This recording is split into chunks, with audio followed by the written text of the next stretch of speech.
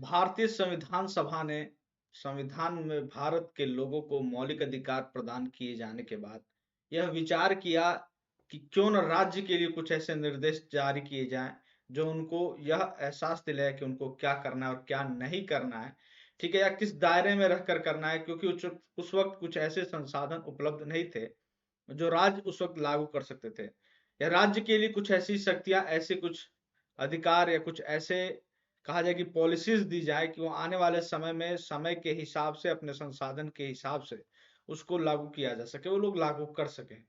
क्या वे अब तक लागू हुई हैं, क्या उसमें से कौन कौन सी लागू हुई है, कौन कौन सी लागू नहीं हुई है। फिर जब उन्होंने ये बात, जब भाग 3 मौलिक अधिकार के जस्ट बाद ये किया, तो क्या दोनों में कुछ को वरीयता दी जानी चाहिए, क्या मौलिक अधिकारों से ज्यादा शक्ति रखते हैं राज्य के नीति निर्देशक तत्व, या मौलिक अधिकार ही अपने आप में शक्तिमान है।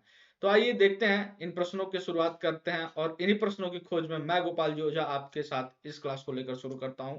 देखिए, हमारा भारत का संविधान भाग 4 पार्ट 4 में जो कहा गया है वो यही है कि राज्य के नीति निर्देशक तत्व, ठीक है। पार्ट 4 से लेकर आपके आर्टिकल जो है 36 टू 51 तक, ठीक है, अनुच्छेद 36 से अनुच्छेद 51 तक। इसमें इससे संबंधित कुछ अन्य महत्वपूर्ण बात की जाए तो देखिए, आयरलैंड के संविधान से लिया गया है, ठीक है, आयरलैंड के संविधान से लिया गया, और आयरलैंड ने इसको स्पेन के संविधान से लिया गया था, ठीक। साथ में एक चीज आपको हम यहाँ पे और बताते चलें, नीति निर्देशक तत्वों से संबंधित, तो देखिए ये अवाद योग है। अवाद योग मतलब कि नॉन जस्टिसिएबल, ठीक। आप इसके लिए लेकर कोर्ट में नहीं जा सकते कि सर ये तो आर्टिकल 36 टू 51 के बीच में ये पॉइंट दिया हुआ है। जैसे मान लीजिए सिविल समान संहिता जो है वो अब तक लागू नहीं किया गया, आप उसको लेकर सुप्रीम कोर्ट में या किसी भी कोर्ट में न्यायालय के पास नहीं जा सकते हैं कि सर इसको अब तक लागू नहीं किया गया, जबकि ये संविधान में है। तो इसीलिए उस मैंने आपको शुरू में ही कहा कि ये इसलिए रखा गया कि जब संसाधन, जब उस लायक समाज की परिस्थितियां हो जाएं तब इसको लागू किया जाए। तो आप इसको लेकर कोर्ट में नहीं जा सकते हैं, ठीक। ये इनका प्रकृति पॉजिटिव है, गवर्नमेंट के लिए पॉजिटिव है, ध्यान रखिएगा। और राज्य को नागरिकों के लिए कुछ करने का आदेश देते हैं। हमने आपसे कहा, आप अगर ध्यान दे तो इसके शब्द में ही छिपा हुआ है राज्य के नीति निर्देशक तत्व। किसके? तो राज्य के। क्या? तो नीतियों को निर्देशित करने वाले तत्व, ठीक है, कि आपको अपने नीतियों बनाते वक्त इनको ध्यान में रखना है, इन चीजों को अपनाना है या इन पर नीतियां बनानी है। किसको? राज्य को। जब आपको, आपके पास संसाधन हो, जब आपको लगे कि हाँ अब समय आ चुका है, तो राज्य के नीति निर्देशक तत्व, वे तत्व जो राज्य को नीति निर्माण के लिए निर्देशित करते हैं, राज्य के नीति निर्देशित तत्व है directive principle of state policies, ठीक ना। चलिए अब देखिए, इनको 3 पार्ट्स में डिवाइड किया गया है, ठीक। इनको मतलब इनको ध्यान बनाते वक्त ध्यान में रखा गया और 3 पार्ट में इनको डिवाइड किया गया। एक है गांधीयन प्रिंसिपल्स, गांधीवादी तत्व, दूसरा है लिबरल एंड इंटेलेक्चुअल प्रिंसिपल्स, उदारवादी तत्व, और तीसरा है सोशलिस्ट प्रिंसिपल, समाजवादी तत्व, ठीक। आप देखिए आर्टिकल 40, 43, 46, 47, 48 गांधीवादी तत्व है। उदारवादी में है 44, 45, 48, 49 और 50, 51, ठीक। समाजवादी में 38, 39, 39 का 41, 43, ठीक, 43 का और 47, ठीक है। ये जो साइन दिख रहा है आपको, ये साइन याद रखिएगा, ठीक। जिस अनुच्छेद के आगे हम लोग चलते हैं, शुरू करते हैं, ऐसा साइन दिखेगा तो गांधीवादी तत्व होगा, जहां ये होगा उदारवाद। मैं आपको बताता चलूंगा, ऐसे कोई टेंशन की बात नहीं है। तो चलिए शुरू करते हैं, अपने अनुच्छेद 36 पर देखते हैं। हमने आपको बताया कि अनुच्छेद 36 से लेकर 51 तक है। तो अनुच्छेद 36 वही है, सेम टू सेम राज्य की परिभाषा जो अनुच्छेद 12 में दी गई थी, ठीक है, राज्य की परिभाषा जो अनुच्छेद 12 आर्टिकल आर्टिकल 12 में जो दिया गया था, जो परिभाषा दी गई थी राज्य की, वही सेम टू सेम परिभाषा यहाँ पर भी है, ठीक। फिर उसके बाद से आर्टिकल 37 क्या कहता है? तो आर्टिकल 37 यही कहता है कि राज्य जो ये नीति निर्देशक तत्व है, वो न्यायालय के द्वारा लागू नहीं किया जाएगा, ये नॉन जस्टिसिएबल है। हमने आपको पहले ही कहा कि ये नॉन जस्टिसिएबल है, ठीक ना। उसके बाद से आर्टिकल 38 क्या कहता है? तो आर्टिकल 38 कहता है कि राज्य लोक कल्याण की वृद्धि के लिए सामाजिक व्यवस्था बनाएगा, ठीक। वो ऐसा बनाएगा जिसको हम कहेंगे वेलफेयर सोसाइटी, जिसे कहते हैं वेलफेयर, वेलफेयर सोसाइटी, है ना, वेलफेयर सोसाइटी। लोक कल्याणकारी राज्य के गठन की बात करता है यह अनुच्छेद, लोक कल्याणकारी राज्य, लोक कल्याणकारी राज्य वेलफेयर सोसाइटी क्या होगा, तो क्या होता है, तो वह राज्य, वह स्टेट होता है जिसमें कि राज्य सरकार के द्वारा अपने लोगों को, अपने जो वहां के नागरिक हैं उनको कुछ मूलभूत आवश्यकता की पूर्ति कराता है। जैसे स्वास्थ्य की सुविधाएं प्रदान करना, जैसे शिक्षा की सुविधाएं प्रदान करना। ठीक है, देखिए इसमें और चीज क्या कहता है, सामाजिक, राजनीतिक तथा आर्थिक न्याय, सोशल पॉलिटिकल एंड इकोनॉमिक न्याय, जस्टिस। ठीक है, social political and economic justice की प्राप्ति के लिए, मतलब उसमें सहायता करेगा, ये वेलफेयर सोसाइटी के ही वो है। ठीक, समाज में पर्याप्त व्याप्त आय, प्रतिष्ठा, सुविधा, यानी इनके आधार पर, ठीक है, पैसे के आधार पर, प्रतिष्ठा या सुविधा के आधार पर अवसर की असमानता, इनके बीच जो इनइक्वालिटीज है उनको समाप्त करने का प्रयास करेगा। तो जब समानता की बात आएगी, जब समाज में समानता लाने की बात होगी, तो समाजवाद कहीं ना कहीं वह रहता है। तो यह जो आर्टिकल है, आर्टिकल 38, ये हमने आपसे क्या कहा था कि ये इस ट्रिक को याद रखिएगा, ये है आपका समाजवादी अनुच्छेद। ठीक है, चलिए अपने अगले आर्टिकल पर चलते हैं। ये देखिए फिर यही ट्रिक आता है, आर्टिकल 39, यानी ये भी समाजवादी है। तो आइए देखते हैं आर्टिकल 39 क्या कहता है। तो आर्टिकल 39 कहता है कि सभी के लिए, सभी नागरिकों के लिए जीविका का साधन। अगला क्या कहता है कि संपत्ति का विकेंद्रीकरण को रोकेगा, संपत्ति का केंद्रीकरण को रोकेगा, सेंट्रलाइजेशन ऑफ वेल्थ, ये सेंट्रलाइजेशन ऑफ वेल्थ जो है उसको रोकेगा। ठीक है, यानी कि ये नहीं कि किसी जमींदार या किसी साहूकार के पास ही सिर्फ पैसे पड़े हुए हैं या उनके पास जमीन पड़ी हुई है, ठीक है, बाकी लोग गरीबी में मर रहे हैं। ठीक, ऐसा नहीं होने देगा, इसको वो रोकेगा। ठीक है, उसके बाद संसाधनों का समान वितरण, संसाधनों का समान वितरण से मतलब है सरकार सबको जो है समान रूप से बांटेगी। ये सरकार के लिए है कि सरकार जो है अपने संसाधनों का समान वितरण करेगी, किसी के साथ भेदभाव नहीं करेगी। आगे क्या कहता है, समान कार्य समान वेतन, equal pay for equal work. ठीक है, चाहे वो लेडीज हो, चाहे वो जेंट्स हो, ठीक है, सबके लिए, मेल फीमेल हो, ठीक, कोई भी हो, ठीक है, उसके लिए एक पद पर अगर बराबर पद पर है तो सबके लिए समान जो है वेतन होना चाहिए। ठीक, उसके बाद से मजदूर तथा कामगारों के स्वास्थ्य की देखरेख, प्रोटेक्शन। ठीक, ये अगला क्या कहता है, बच्चों के बाल श्रम से संरक्षण, childhood and youth shall not be exploited, बच्चों के साथ कोई भी उनके साथ शोषण नहीं होना चाहिए, यही कहता है वो। ठीक, ये आप समझ गए होंगे कि आर्टिकल 39 क्या कहता है। तो फिर अगला चलते हैं, आर्टिकल 39 का भी है, ये भी देखिए ये स्टिक के साथ शुरू होता है, यानी कि समाजवादी है, समाजवादी उससे प्रभावित है, समाजवादी तत्व है। ठीक है, तो देखिए ये क्या कहता है, ये कह रहा है सभी राज्य के सभी लोगों के साथ समान तथा निःशुल्क विधिक सहायता, समान तथा निःशुल्क विधिक सहायता। ठीक है, फ्री लीगल एड, ये ध्यान रखिएगा, सबके लिए फ्री लीगल एड हो, ये 42वें संविधान संशोधन के द्वारा जोड़ा गया था। ठीक ना, अगला अनुच्छेद है अनुच्छेद 40। अनुच्छेद 40 क्या कहता है, तो अनुच्छेद 40 गांधीवादी है, गांधीवादी तत्व से संबंधित है, गांधीवादी विचारों से समाहित किए अपने आप को। एक ग्राम पंचायत के गठन की बात करता है। ठीक, ग्राम पंचायत के गठन की बात करता है तथा स्थानीय स्वशासन, लोकल बॉडीज।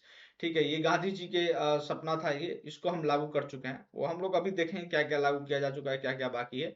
ठीक, अगला क्या कहता है, तो अगला है हमारा अनुच्छेद 40। अनुच्छेद 40 क्या कहता है, अनुच्छेद 40 कहता है कि, अनुच्छेद 40 हमने देख लिया, देखते हैं अगला अनुच्छेद 41। अनुच्छेद 41 कहता है कि राज्य, ये भी देखिए समाजवादी है, राज्य के द्वारा बेकारी, ठीक है, राज्य के द्वारा बेकारी, बुढ़ापा, बीमारी और असहाय अवस्था के लोगों की सहायता उपलब्ध कराना। ठीक ना, बेकारी मतलब अनएम्प्लॉयड, ठीक है, एजेड व्यक्ति, ठीक है, जो बीमार हैं, ठीक, और जो असहाय हैं, जिनका कोई सहारा नहीं है, उनके लिए जो है राज्य क्या करेगा, उन जैसे लोगों के लिए सहायता उपलब्ध कराएगा, हेल्प प्रोवाइड कराएगा।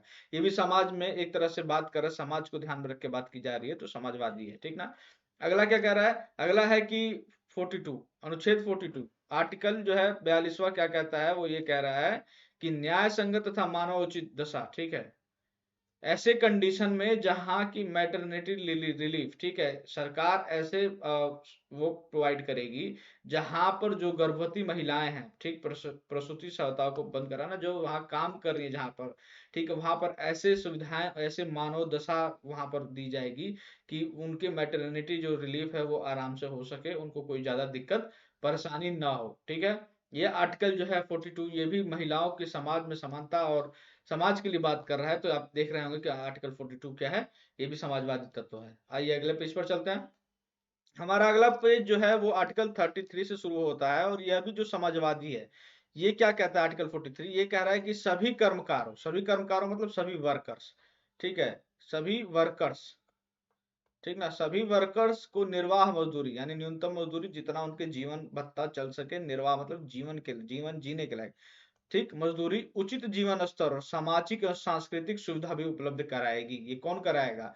तो ये गवर्नमेंट का, हमने आपसे शुरू में ही कहा था कि डीपीएसपी सिर्फ गवर्नमेंट के लिए, स्टेट के लिए है, यानी इंडिया के लिए कि आपको ये क्या क्या करना है इंडिया में, ठीक ना। देखिए उसके बाद से आर्टिकल 43 का क्या कहता है, आर्टिकल 43 ए क्या कहता है, तो वो ये कह रहा है, ये भी समाजवादी है, ये भी अनुच्छेद समाजवादी विचारधाराओं से संबंधित है, समाजवादी तत्वों में है। देखिए ये कहता है कि उद्योगों में, ठीक है, उद्योगों मतलब इंडस्ट्रीज में, प्रबंध मतलब मैनेजमेंट, कर्मकारों मतलब वर्कर्स, ठीक है। तो उद्योगों में मैनेजमेंट के लिए जो वर्कर्स हैं उनकी भागीदारी बढ़ाने का प्रयास किया जाएगा, ये भी 42nd अमेंडमेंट के तहत किया गया, कॉन्स्टिट्यूशनल अमेंडमेंट के तहत किया गया है, ठीक ना, ये ध्यान रखिएगा। इसमें इसमें ये है कि जैसे जो जितने भी गवर्नमेंट, जितने भी इंडस्ट्रीज हैं उसके मैनेजमेंट में वहाँ के वर्कर्स जो हैं उनकी भागीदारी, उनको जो है ज्यादा आगे बढ़ाने के विकास के लिए काम किया जाएगा, उनकी भागीदारी के लिए काम किया जाएगा, ठीक है, उन्हें पार्टिसिपेट कर सके, उनके पार्टिसिपेशन पर जोर दिया जाएगा, ठीक। आर्टिकल 44 देखिए, आर्टिकल 44 ये है आपका उदारवादी संबंधित है, ठीक, ये जो साइन है वो हमने आपको उसमें दिखाया भी था कि ये जो साइन है वो उदारवादी के लिए हमने रखा हुआ है। एक बार फिर आपको दिखा देते हैं, कंफ्यूजन हो ये देखिए, ये उदारवादी का रहा, ठीक, ये समाजवादी का है और ये गांधीवादी का है। तो उदारवादी पर हम लोग आ चुके हैं, उदारवादी आर्टिकल 44 उदारवादी है। ये क्या कह रहा है, ये कहता है समान सिविल संहिता, समान सिविल संहिता, यूनिफॉर्म सिविल कोड, ठीक है, कि सभी लोग एक दूसरे के साथ समान, सबके लिए समान जो है नियम कानून हो, चाहे वो किसी भी धर्म, किसी भी जाति, किसी भी उससे संबंधित क्यों ना हो, ठीक है। इसकी बात चलती रहती है कि लागू किया जाए, लागू किया जाए, पहले भी बहुत प्रयास किए गए हैं, लेकिन अभी तक ये लागू नहीं किया जा चुका है। आइए देखते हैं अपना अगला अनुच्छेद क्या कहता है, ये भी जो है उदारवादी से संबंधित है, intellectual and liberal and intellectual से संबंधित है। ये क्या कह रहा है, ये कहता है कि बालकों, सभी बालकों को 14 वर्ष की आयु पूरी होने तक निशुल्क और अनिवार्य शिक्षा देना चाहिए, ठीक है। ये भी जो है, ये भी 86वें संविधान संशोधन के द्वारा बदला गया है, ये जोड़ा नहीं गया, इसमें बदलाव किया गया है। क्या बदलाव किया गया तो हम आपको बताते हैं। ये 6 से 14 वर्ष के लिए पहले था, 6 से 14 वर्ष के लिए बच्चों को, जो जितने उम्र के बच्चे हैं उनको फ्री निशुल्क शिक्षा प्रदान की जाएगी, जो कि बाद में 86वें संविधान संशोधन के द्वारा ही गवर्नमेंट ने आर्टिकल 21 ए जोड़ा, अनुच्छेद 21 का जोड़ा, जिसमें 6 से 14 वर्ष के उम्र के बच्चों के लिए निशुल्क शिक्षा उपलब्ध कराने का प्रावधान कर दिया गया, वो उनका मौलिक अधिकार हो गया, ठीक। तो ये वाला कॉलम खाली हो रहा था, तो यहाँ से गवर्नमेंट ने क्या कर दिया कि 0 से 6 बच्चों के लिए, 0 से 6 एज के बच्चों के लिए, जो उम्र के बच्चे हैं उनके लिए सरकार जो है ऐसे अवसर प्रदान करेगी कि इनकी भी लालन पालन पोषण में इनका विकास हो सके, ठीक है। यहाँ पर जो किया गया है वो 0 से 6 किया गया है, ये ध्यान रखिएगा, 0 से 6 किया गया है, ठीक है। 0 से 6 वर्ष की आयु के बच्चों को उनके लालन पालन पोषण में, उनके विकास में जो है सरकार उनका वो करेगी। मेन इसका यही है आर्टिकल 45 में, ये ध्यान रखिएगा कि इसमें शिक्षा 0 से 14 तक के लिए था, लेकिन बाद में 6 से 14 करके उसमें शामिल कर दिया गया, और अभी 0 से 6 के लिए शामिल किया गया, ठीक। साथ में एक और परिवर्तन हुआ था, जब हम मौलिक कर्तव्य पढ़ेंगे तो वहां पर भी मैं इन तीनों को एक साथ करके एक बार समझा दूंगा, ताकि आप लोगों को क्लियर हो जाए कि 3 बदलाव से हुए थे 86 संविधान संशोधन के द्वारा, वो कौन कौन से थे और कहां कहां से मूव करके क्या क्या किया गया। तो आगे चलते हैं अपने अनुच्छेद 46 पर। हमारा अनुच्छेद 46 गांधीवादी तत्व से संबंधित है, गांधीयन जो है प्रिंसिपल से रिलेटेड है। उसमें है कि अनुसूचित जाति एवं जनजाति तथा समाज के कमजोर वर्ग के क्षेत्र की आर्थिक हितों को प्रोत्साहन और सामाजिक अन्याय एवं शोषण से सुरक्षा करना, ठीक है। देखिए आर्टिकल 46, ठीक, ये कह रहा है कि समाज के जितने भी कमजोर वर्ग हैं, चाहे ओबीसी हो गए, चाहे एससी हो गए, चाहे एसटी हो गए, ठीक है, इनके लिए जो है इनके आर्थिक हितों को प्रोत्साहन करना, ठीक, सामाजिक अन्याय, इनके साथ समाज में जो अन्याय हो रहा है उससे और शोषण से सुरक्षा प्रदान करना, ठीक है, इनजस्टिस इनके साथ जो होता है या फिर एक्सप्लॉयटेशन जो है उससे इनको बचाना, ठीक है। ये आर्टिकल 46 कहते हैं, गांधी जी का सपना था, एक गांधीवादी उसमें आता है, ठीक। अगला अनुच्छेद है आर्टिकल 47, जो कि गांधीवादी तत्व में आता है। इसमें यह है कि नशीली दवा, मदिरा, ड्रग, मादक पेय मतलब शराब वगैरह, ठीक है, को दवाई बनाने के अलावा किसी भी रूप में यूज नहीं किया जाएगा, ये भी गांधी जी चाहते थे और इसको अपनाया गया है। कई स्टेट्स ने इसको लागू किया हुआ है। ठीक है, फिर उसके बाद से अगला अनुच्छेद है अनुच्छेद 48, जो कि गांधी जी के अनुच्छेद 48 में ध्यान रखिएगा 2 पार्ट है। इसमें एक पार्ट कहता है कि गाय, बछड़ा तथा अन्य दुधारू पशुओं को, ठीक है, अन्य दुधारू जो पशु हैं उनकी बलि पर रोक, ठीक है, इनके स्लॉटर पर रोक करने की बात की गई है। उनकी नस्लों में सुधार और प्रोत्साहन हेतु कार्य करना होगा, ये गांधी जी चाहते थे। ये तो अनुच्छेद 48 जो है वहां से लिया गया है। अनुच्छेद 49 जो है वो अनुच्छेद 49 जो है वो आपका उदारवादी तत्व में समाहित है। जैसे कि हमने आपको बताया था लिबरल एंड इंटेलेक्चुअल जो फैक्टर्स हैं, ठीक है, उसमें शामिल है। ये क्या है कि देखिए, कृषि और पशुपालन को आधुनिक एवं वैज्ञानिक प्रणालियों से करना, ठीक है, कृषि, एग्रीकल्चर और पशुपालन, ठीक है, को आधुनिक एवं वैज्ञानिक प्रणालियों से, ठीक है, आधुनिक तरीके से और साइंटिफिक तरीकों से इसको करना है। ठीक है, तो ये उदारवादी, ये नहीं कि पुराने तरीकों से लेके बैल और हल चल दिए, नहीं, अब ट्रैक्टर का जमाना है तो अब ट्रैक्टर का प्रयोग कीजिए। ठीक, उसके बाद से अनुच्छेद 48 का क्या कहता है, तो अनुच्छेद 48 का यह कहता है कि पर्यावरण का संरक्षण, ये भी आपके इंटेलेक्चुअल और लिबरल एंड इंटेलेक्चुअल फैक्टर्स में आता है कि पर्यावरण का संरक्षण तथा संवर्धन, एनवायरनमेंट को हमको बचाना है। ठीक है, देखिए, protect and improve the environment, ठीक, तथा वन एवं वन्य जीवन की रक्षा का प्रबंध करना, ये भी 42वें कॉन्स्टिट्यूशनल अमेंडमेंट के तहत ही जोड़ा गया था। ठीक है, ये ध्यान रखिएगा। ठीक है, इंपॉर्टेंट है। 3 ही ऐसे अनुच्छेद हैं जो बाद में जोड़े गए थे, ठीक, और एक में चेंज किया गया था। ठीक, तो आइए आगे चलते हैं। अनुच्छेद 49, अनुच्छेद 49 जो है वो भी किससे संबंधित है, ये भी उदारवादी उदारवादी ही नीति निर्देशक तत्वों में शामिल है। ठीक, देखिए, राष्ट्रीय महत्व वाले घोषित किए गए कलात्मक या ऐतिहासिक स्मारक के स्थानीय वस्तु का संरक्षण करना। ये नहीं कि आप लाल किला घूमने गए या फिर आप कुतुब मीनार घूमने गए या अपने आसपास में किसी भी स्मारक पर घूमने गए तो वहां पर दिल बनाकर नाम लिख दिए, ये काम नहीं करना है, उनको बचाना है। ठीक, और आपको तो बचाना ही बचाना है, ये तो आप मौलिक कर्तव्य में आ जाएगा, ये मौलिक कर्तव्य में आप पढ़ेंगे। लेकिन राज्य को भी बचाना है, ये राज्य के लिए है। तो राज्य के लिए क्या है, तो राज्य के लिए ये है कि आप वहां पर इस करते हुए, कैसे करते हुए को देखे और पकड़ने जाने पर उसको पीटे या दंड लगाए, जो भी इसके लिए नियम कानून बनाए ताकि इसको बचाए रखा जा सके। हमारा अगला पेज है अनुच्छेद 50। अनुच्छेद 50 क्या कहता है, अनुच्छेद 50 कहता है कि ये भी देखिए उदारवादी है। ये भी ये कहता है कि राज्य की लोक सेवाओं में न्यायपालिका और कार्यपालिका से पृथक करना, यानी separate judiciary from the executive. ठीक है, ये इसका तरीका हम बताते हैं याद करने का, 50-50, यानी कि न्यायपालिका और कार्यपालिका के बीच जो भी पावर है उसको 50% इसको दे दीजिए, 50% इसको दे दिए, यानी कि अलग अलग कर दीजिए। ठीक है, दोनों को एक दूसरे में समाहित होने ना दीजिए। और हम यहाँ पर आपको बताएं कि अगला आर्टिकल जो है अनुच्छेद 51, वो ये कहता है कि अंतरराष्ट्रीय संबंधों में शांति और सुरक्षा की अभिवृद्धि करना, इंटरनेशनल पीस एंड सिक्योरिटी, उसके लिए क्या क्या करना है, तो अंतरराष्ट्रीय विधियों को सम्मान पूर्वक मानना है, उनके प्रति आदर बढ़ाना है। ठीक है, विवादों के मध्यस्थ द्वारा निपटने को प्रोत्साहन देना है। ठीक है, यही सब इसमें शामिल है। यह हम ट्रिक बताते हैं आपको कुछ याद करने का। आर्टिकल 50 का हमने बताया, इसको याद करने का तरीका यही है कि न्यायपालिका, जुडिशियरी एंड एग्जीक्यूटिव के बीच में 50-50% आप जो है शक्तियों को क्या करिए, बांट दीजिए, वो अलग चीज है, लेकिन पृथककरण यहाँ से सेपरेट, दोनों को अलग अलग रखिए। ठीक है, 50% पावर तुम्हारे पास, 50% पावर तुम्हारे पास। ठीक है, चलिए अब पीछे चलते हैं, कुछ और देखते हैं। देखिए, अब हम आपको यहाँ पे एक चीज और बताते चलें। ये याद रखिएगा, आर्टिकल 44, 4 और 4 दोनों इक्वल हैं। ठीक है, क्या है, ये इक्वल है, 4 और 4, तो ये हो गया आर्टिकल 44 और ये हो जाएगा समान सिविल संहिता, यानी यूनिफॉर्म सिविल कोड, यानी ये बराबरी की बात करता है। ठीक है, उसके अलावा चला जाए तो आपको सबसे आपको पहला 36 आपको याद ही होगा। ठीक, राज्य की परिभाषा। 37 हो गया, न्यायालय द्वारा लागू नहीं किया जाएगा। ठीक ना। 40 याद जरूर रखिएगा, 40 गांधी जी। ठीक है, 40 ग्राम पंचायत के गठन की बात करते हैं। ठीक, चलिए इसके बाद से बाकी आपको याद करने की आवश्यकता है, उसको जरूर याद करिए। चलिए अपने अगले पेज पर चलते हैं और हमारा अगला पॉइंट क्या है, तो हमारा अगला फैक्ट ये है कि भाग 4 के अलावा संविधान में भी नीति निर्देशक तत्व मौजूद हैं।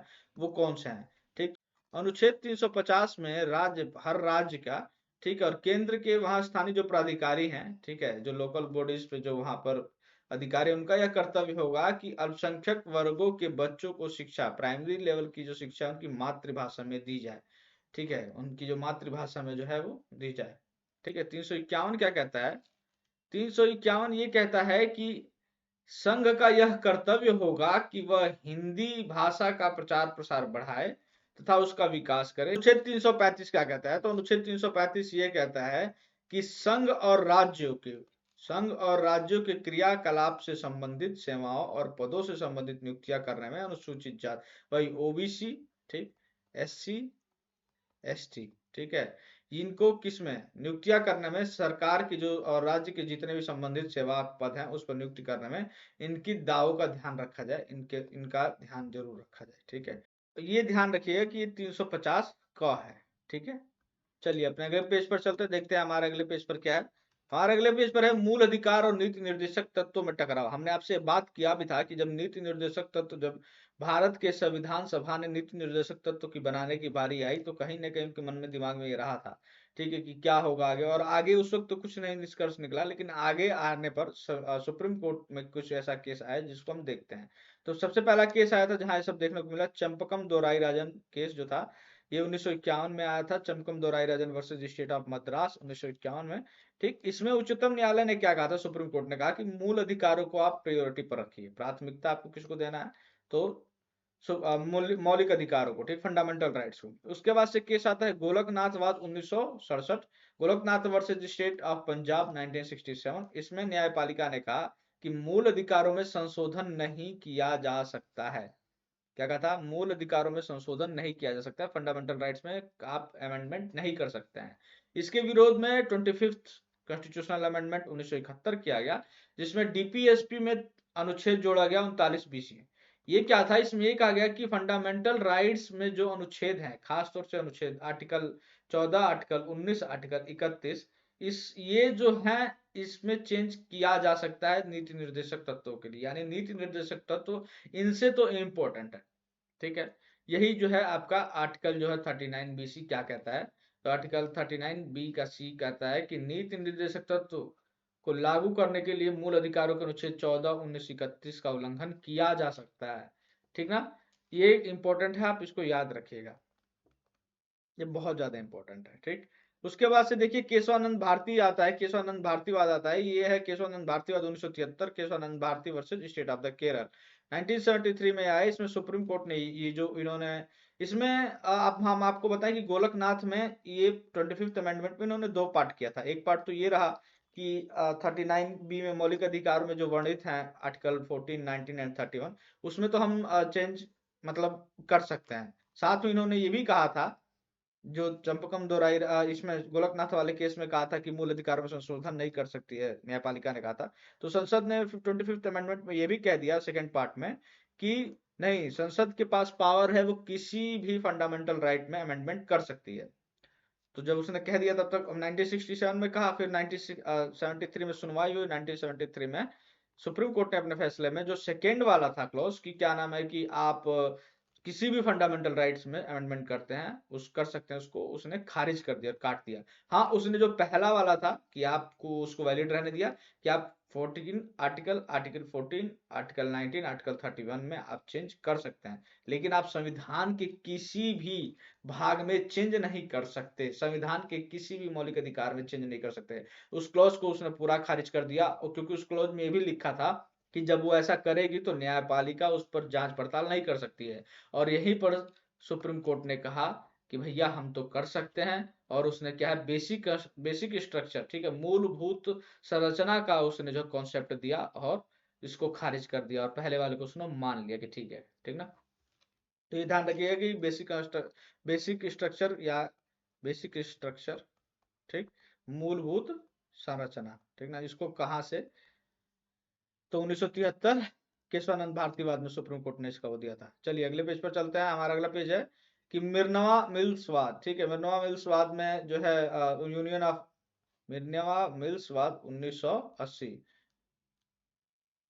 Of the union of versus union of the India 1980, ठीक। इसमें सुप्रीम कोर्ट ने 1942 में किए गए इस बदलाव को खारिज कर दिया, ये ध्यान रखिएगा, ठीक है। कहा कि मूल अधिकार और नीति निर्देशक तत्व जो है एक रथ के दो पहियों के समान है, तथा एक दूसरे से कम नहीं, इन्हें एक दूसरे पर लड़ने से संविधान की मूल भावना बाधित होगी। नीति निर्देशक तत्वों का उद्देश्य मूल अधिकारों की प्राप्ति किए बगैर प्राप्त नहीं किया जा सकता। यानी कि मूल अधिकारों को जब तक आप प्राप्त नहीं कर लेते हैं तब तक आप डीपीएसपी को पा ही नहीं सकते हैं। इसलिए पहले इस पे फोकस करिए। और दोनों एक ही रथ के दो पहिए हैं, यानी एक रथ कह लीजिए, कार कह लीजिए, गाड़ी कह लीजिए, मतलब दोनों को एक साथ रखकर चलाना होगा। आप अलग अलग रखकर नहीं चला सकते हैं। ठीक। उसके बाद से बारी आती है सरकार के द्वारा उठाए गए क्या कदम है, जिन्हों सरकार ने से कौन से कदम उठाए हैं इसको लागू करने के लिए। तो 1950 में सरकार ने सबसे पहले प्लानिंग कमीशन की गठन किया, जिसका बाद में 2015 में नाम बदलकर नीति आयोग हो गया है। ठीक, ताकि विकास जो है नियोजित तरीके से हो सके। ये हमने आर्टिकल 38 में ही पढ़ा था कि उसको नियोजित तरीके से विकास करने के लिए कार्य करना होगा। ठीक। उसके बाद से भूमि सुधार कानून पारित किए, इसमें तमाम कानून पारित किए गए। ठीक है, ताकि ग्रामीण स्तर पर कृषि समुदाय स्थिति में सुधार हो सके। हमने आपसे कहा था कि किसी बड़े साहूकार, किसी बड़े वर्ग लोग के पास संसाधन एक ही किसी के पास केंद्रीकृत रूप से सेंट्रलाइज तरीके से ना पड़ा रहे, उसका डिस्ट्रीब्यूशन हो सके, इसलिए आर्टिकल 44th अमेंडमेंट करके जो आर्टिकल 31 है उसको हटा दिया गया, संपत्ति के अधिकार को हटा दिया गया मौलिक अधिकार से। और उसके बाद से कई सारे नियम कानून बनाए गए ताकि उसको बराबरी रूप से बांटा जा सके। इसमें कई सारे जो और नियम बनाए गए, नियम कानून बनाए गए, जैसे देखिए न्यूनतम मजदूरी अधिनियम 1948, the minimum wages act 1948, code on wages 2020। ठीक। अन्य कई जो है उसने बनाया, मजदूरी समुदाय अधिनियम 1936, बोनस संध्या अधिनियम 1965, ठेका श्रम अधिनियम 1970, बाल श्रम प्रतिबंधन अधिनियम 1986। ये तमाम अधिनियम जो उसने श्रमिक वर्गों के हितों के लिए जो है लागू किया है। ठीक है, खान अधिनियम हो गया, औद्योगिक विवाद अधिनियम हो गया, कर्मकार प्रतिकार अधिनियम हो गया, कारखाना अधिनियम हो गया। ठीक है, तो यही सब जो है सरकार ने इसको बनाया है। चलिए अपने अगले पेज पर देखते हैं सरकार ने और क्या काम किया है।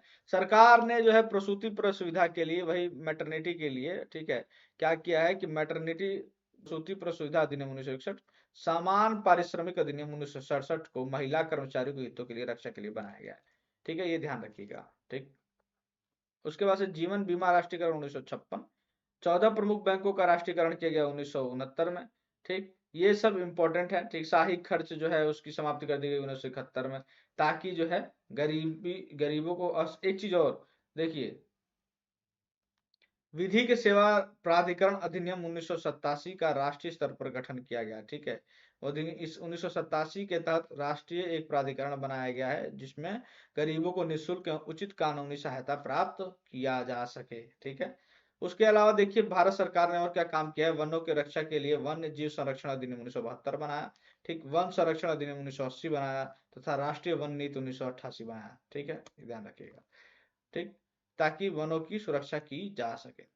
उसके अलावा 73rd अमेंडमेंट के तहत जो क्या किया, 1992 में पंचायती राज व्यवस्था को लागू किया गया तथा संवैधानिक दर्जा प्रदान किया गया। ठीक है, ये आपको पता होगा।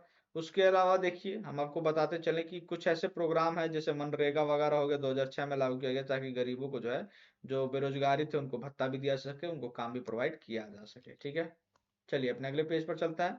हमारा अगला पेज है कि शैक्षणिक संस्थानों, नौकरी, सरकारी नौकरियों देखिए ये यहाँ कह रहा है कि स्कूल्स में, ठीक है, स्कूल्स में, ठीक है, जॉब्स में, गवर्नमेंट जॉब्स में, ठीक, और साथ में रिप्रेजेंटेटिव जो जैसे कि पॉलिटिकल स्पेशली है उसमें एसटी, ठीक, और जनजातीय, अनुसूचित जाति और जनजाति, एससी एंड एसटी, ठीक है, दोनों तथा कमजोर वर्ग, ठीक, ओबीसी के लिए जो है वर्गों का सीटों को सुरक्षित किया जाएगा, रिजर्वेशन किया जाएगा। ठीक है, रिजर्वेशन किया जाएगा। इसमें 65th अमेंडमेंट के तहत क्या किया गया 1990 में, अनुसूचित जाति और जनजाति के लिए एक राष्ट्रीय आयोग का गठन किया गया, एससी कमीशन और एसटी कमीशन, आपको पता है, जिसे 2003 में अलग अलग करके अलग अलग बना दिया गया। एसटी कमीशन अलग हो गया, एससी कमीशन अलग हो गया। कमजोर वर्गों के लिए 1993 में राष्ट्रीय आयोग बनाया गया था, जिसे 102वें संविधान संशोधन के द्वारा 2018 से इसे संवैधानिक दर्जा प्रदान कर दिया गया है। ये बहुत इंपॉर्टेंट है, बहुत ज्यादा इंपॉर्टेंट है, ये ध्यान रखिएगा। राष्ट्रीय महिला आयोग 1992 में बनाया गया, राष्ट्रीय अल्पसंख्यक आयोग 1993 में बनाया गया है। ठीक है, राष्ट्रीय बाल अधिकार संरक्षण आयोग 2007 में बनाया गया। सरकार ने कुछ ऐसे कदम उठाए हैं जिससे कि आप ये कहेंगे कि हाँ डीपीएसपी को लागू करने का प्रयास चल रहा है और सरकार कर रही है। ठीक है, ये हमने बताया कि स्मारकों तथा उसको बचाने के लिए एक अधिनियम बनाया 1951 में, ताकि जो है उनको संरक्षण किया जा सके और प्रभावी बनाया जा सके। ठीक, कुछ राज्यों में गायों, बछड़ों और बैलों को काटने पर कानूनी प्रतिबंध है। ठीक, कुछ राज्यों में 65 वर्ष से अधिक आयु के लोगों को वृद्धावस्था पेंशन दी जा रही है। ठीक, इन सब के माध्यम से हमने यह समझने का प्रयास किया है कि डीपीएसपी जो था, जिसको सरकार, जो संविधान सभा के लोगों ने इसको सरकार के लिए बनाया था, तो वाकई सरकार इस पर काम कर रही है।